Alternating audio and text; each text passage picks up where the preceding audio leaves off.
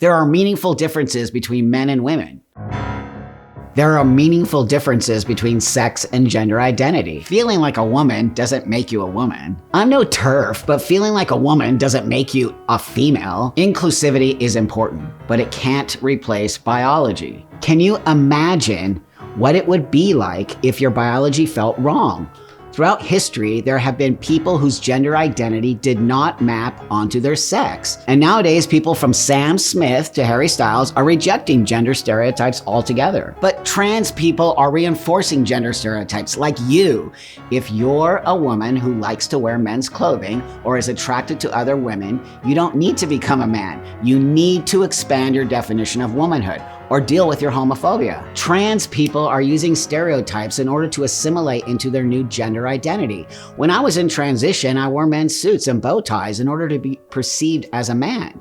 You don't have to choose between loosening gender stereotypes or letting people transition. You actually can do both. The stakes are too high, sports are becoming unfair, and bathrooms are becoming unsafe. Unsafe for who? A quarter of trans adults report being physically attacked as a result of being perceived as transgender. The stakes are also high for trans people. Well, then let's talk about the highest stakes of all, our kids. Kids are making irreversible changes to their bodies, which could lead to infertility. Premature medicalization can be devastating. Listen, puberty can only be altered during puberty. That's called science.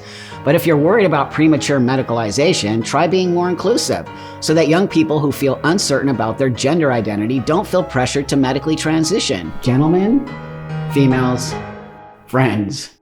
We're talking about three interrelated things: biology or sex, culture or what's often called gender, and psychology or identity.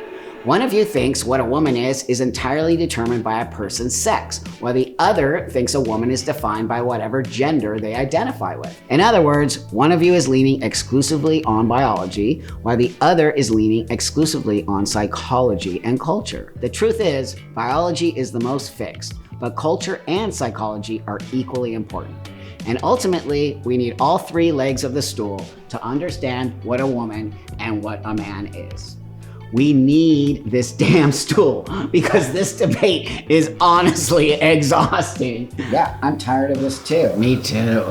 We're also talking about different contexts, like sports and classrooms. Sports is a competition between bodies, not a competition between identities. So perhaps in that context, we should categorize athletes according to their biology.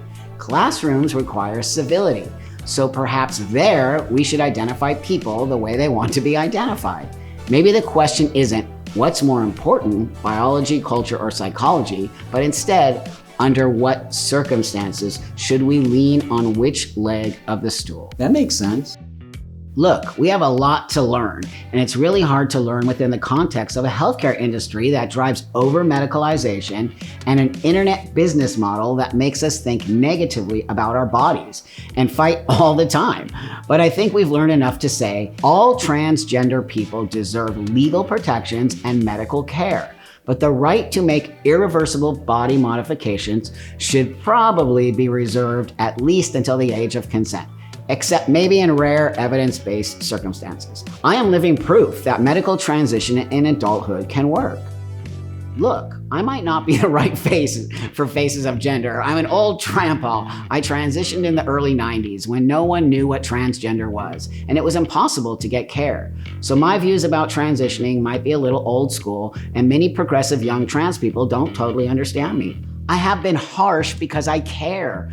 I'm like a worried grandpa who's grumpy about you being unsafe. Could I be any less frustrated? Maybe. Would it be more effective? I don't know. But please know I'm coming not from hate, but from love. I think we'd all love for everyone to feel comfortable in their bodies, but the truth is no one feels comfortable 100% of the time, especially not teenagers. There will always be people for whom gender transition is the right path. And to the extent that we create a culture where more people feel more comfortable in whatever body they inhabit, that path will be chosen with greater confidence. Right on, dude.